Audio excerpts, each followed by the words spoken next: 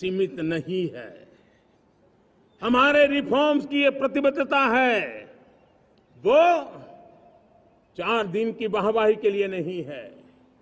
हमारी रिफॉर्म्स की प्रक्रिया किसी मजबूरी में नहीं है, देश को मजबूती देने के इरादे से है। और इसलिए मैं आज कह सकता हूं, रिफॉर्म का हमारा मार्ग एक प्रकार से ग्रोथ की ब्लूप्रिंट बनी हुई है। ये हमारा रिफॉर्म, ये ग्रोथ, ये बदलाव, ये सिर्फ डिबेट क्लब के लिए, इंटेलेक्चुअल सोसाइटी के लिए, एक्सपर्ट लोगों के लिए सिर्फ चर्चा का विषय नहीं है। साथियों, हमने राजनीतिक मजबूरी के कारण नहीं किया है। हम जो कुछ भी कर रहे हैं वो राजनीति का भागा गुणा करके नहीं सोचते हैं। हमारा एक ही संकल्प होता है, नेशन फर्स्ट, नेशन फर्स्ट, राष्ट्र हित सुप्रीम। ये मेरा भारत महान बने, इसी संकल्प को लेकर के हम कदम उठाते हैं।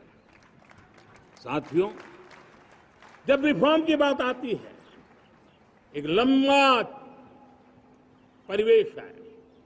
अगर मैं उसकी चर्चा में चला जाऊंगा तो शायद घंटों निकल जाएंगे, लेकिन मैं एक छोटा सा उदाहरण देना चाहता हूं। बैंकिंग क्षेत्र में जो रिफॉर्म हुआ, आप सोचिए, बैंकिंग क्षेत्र का क्या हाल था।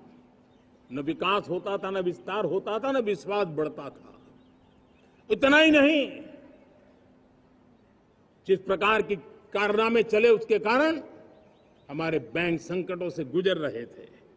हमने बैंकिंग सेक्टर को मजबूत बनाने के लिए अनेकविध रिफॉर्म्स किए और आज उसका कारण हमारी बैंक विश्व में जो इन्हीं गुने मजबूत बैंक के हैं, उसमें भारतीय बैंकों ने अपना स्थान बनाया है।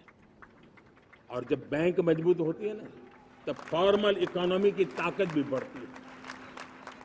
जब बैंक की व्यवस्था बन जाती है, जब सामान्य, खास करके मध्यम वर्ग के परिवार की जो रिक्वायरमेंट होती है, उसको पूरा करने की सबसे बड़ी ताकत बैंकिंग सेक्टर में होती है। अगर उसको होम लोन चाहिए, उसको व्हीकल का लोन चाहिए, मेरे किसान को ट्रैक्टर के लिए लोन चाहिए, मेरे नौजवानों को स्टार्टअप के लिए लोन चाहिए, मेरे नौजवानों को कभी पढ़ने के लिए, एजुकेशन के लिए लोन चाहिए, किसी को विदेश जाने के लिए लोन चाहिए, ये सारी बातें उसे संभव होती है। मुझे तो खुशी है कि मेरे पशुपालक भी, मेरे मछली पालन करने वाले भाई बहन भी आज बैंकों से लाभ ले रहे हैं।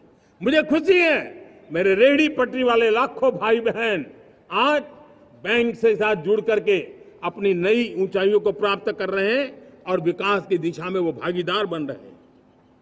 हमारे एमएसएमई, हमारे लघु उद्योग के लिए तो बैंक एक सबसे बड़ी सहायक होती है।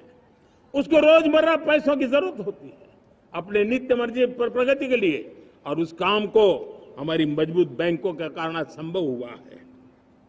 साथियों, दुर्भाग्य से हमारे देश में आजादी तो मिली, लेकिन लोगों को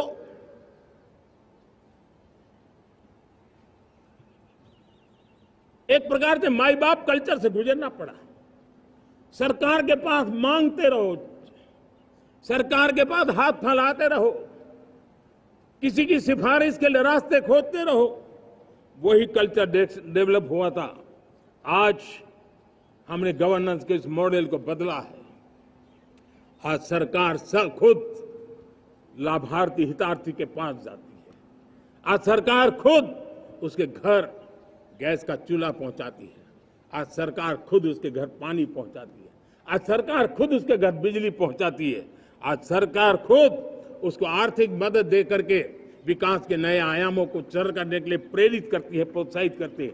आज सरकार खुद नौजवान के स्किल डेवलपमेंट के लिए अनेकविध कदम उठा रही है। साथियों, बड़े रिफॉर्म्स के लिए हमारी सरकार बहुत ही प्रतिबद्ध है और हम इसी के द्वारा देश में प्रगति की राह को चुनना चाहते हैं। साथियों, देश में नई व्यवस्थाएं बन रही है। देश को आगे ले जाने के लिए अनेकविध नीतियों को, अनेकविध पॉलिसीज को निरंतर बनाया जाए और नए सिस्टम पर देश का भरोसा भी बढ़ता रहता है। निरंतर बढ़ता रहता है। आज जो 20-25 साल का नौजवान है,